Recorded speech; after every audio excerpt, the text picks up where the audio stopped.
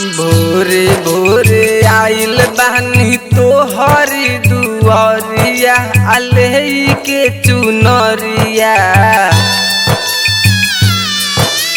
भोरे भोरे आइल बानी तोहरी दुआरिया अलही के चुनरिया। मयरिया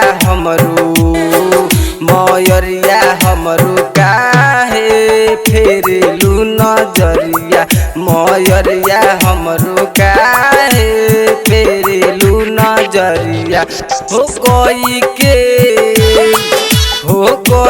के बाघवा के हो सवरिया।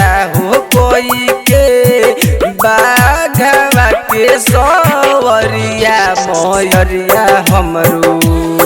मयरिया हमरू काहे फेरेलू नजरिया। मयरिया हमरू काहे फेरेलू नजरिया। आप सुन रहे हैं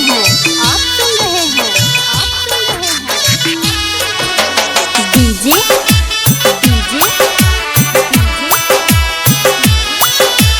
दिलीप शर्मा को।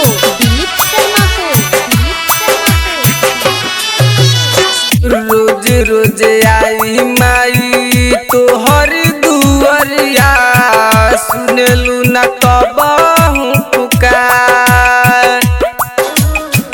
बेटा होई तोहर हमें कही के बोलई तू सुनी लयरजिया एक बार।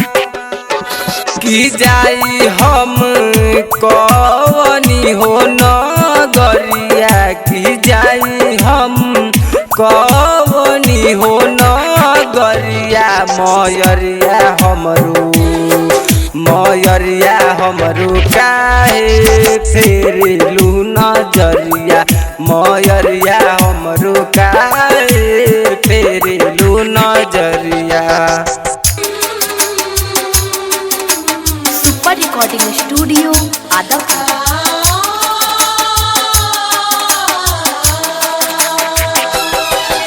म्यूजिक पर डीजे दिलीप शर्मा गोपालगंज।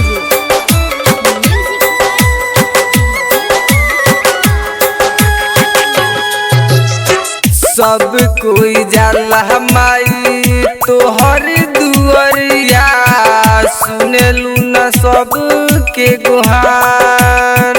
आज काहे हमारा से मोड़ेलू नजरिया।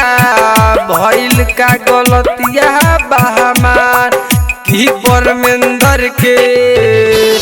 परमेंदर के सुन तू हो बचनिया। की सुमित के सुन तू हो बचनिया। मयरिया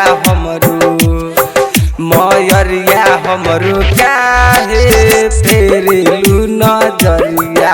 मयरिया हमरू काहे फेरेलू नजरिया।